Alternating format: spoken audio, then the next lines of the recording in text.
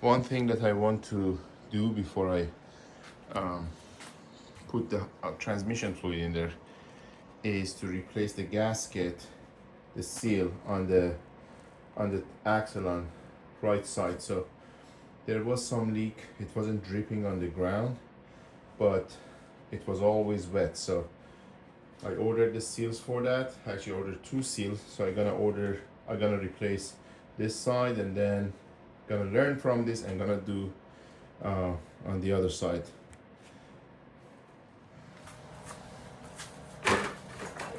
And the knot is 1 1/8.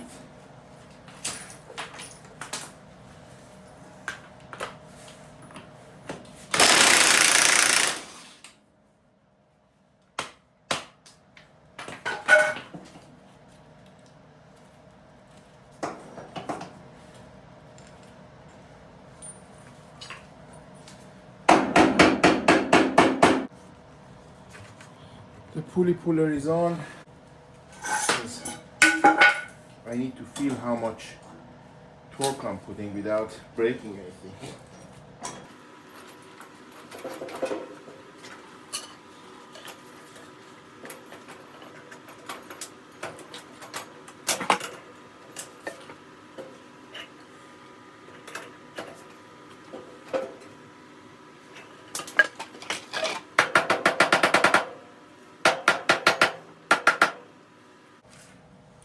This is under a tremendous amount of pressure, but it doesn't want to give in.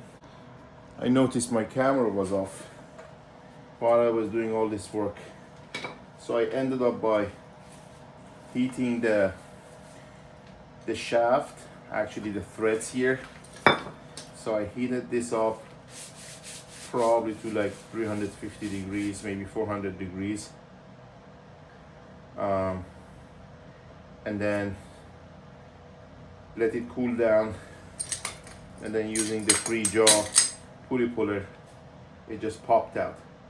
This is tapered, so once it starts to move, nothing can hold it. It just splits in a fraction of a second when the time comes. So it's not like a straight shaft that you have to keep pulling on it. So I have 2 parts here. This one is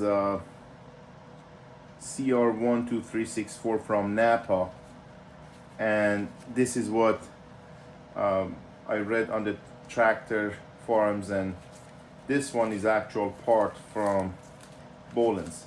I bought it off of eBay. It came in the sealed pack. Looks like they're the same size, with the difference of the Napa one is more flexible and it's more leaning towards inside, so it has more grab on the shaft versus the actual OEM part. And honestly, this one is a little bit too stiff, so I'm not sure I'm gonna use that, because this might be very old to a point that the rubber piece is stiffed out. It might stop the leak if you have a leak, but at the same time it might not last long. So I'm gonna pull the old one out and try to put that like this one in. Looks like what's in there is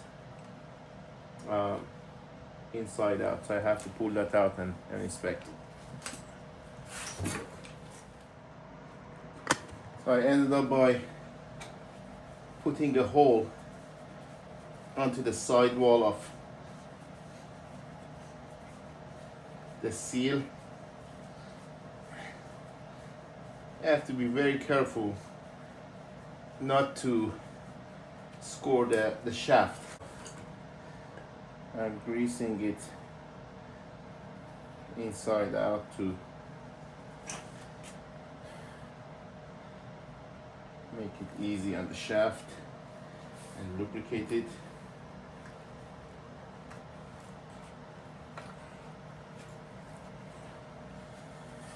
So I need to find out the proper sleeve that could go around it. I'd rather do that.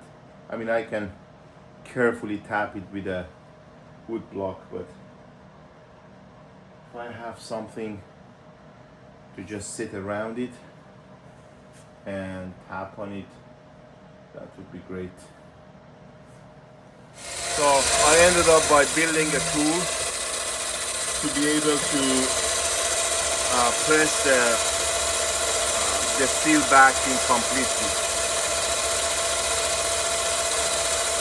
because I'm gonna use that for the other side also, so it wouldn't be a waste of time, or probably took me 25 minutes to half an hour.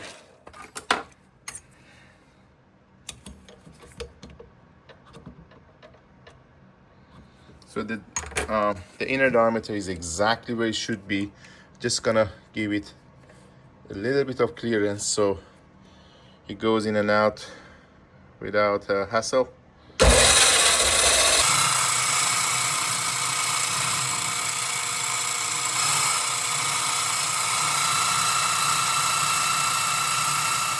So this is my final tool. As you see, there is this ridge here that is just enough to press that piece all the way in. So you're just gonna do a couple of tap and it should sit where it's supposed to.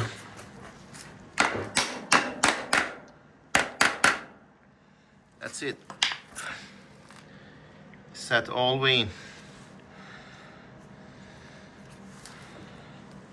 So now that I have it open, I want to put never sees on it, like anti-seize or never sees.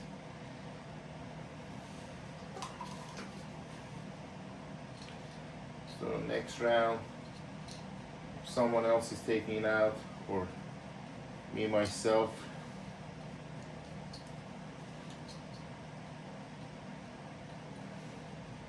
it doesn't turn to a challenge and a fight.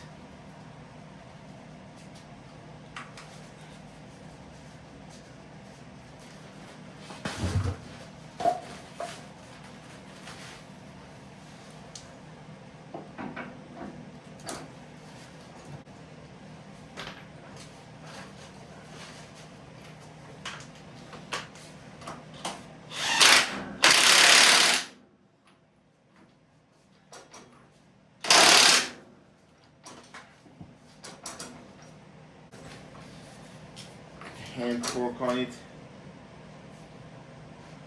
Okay. Great.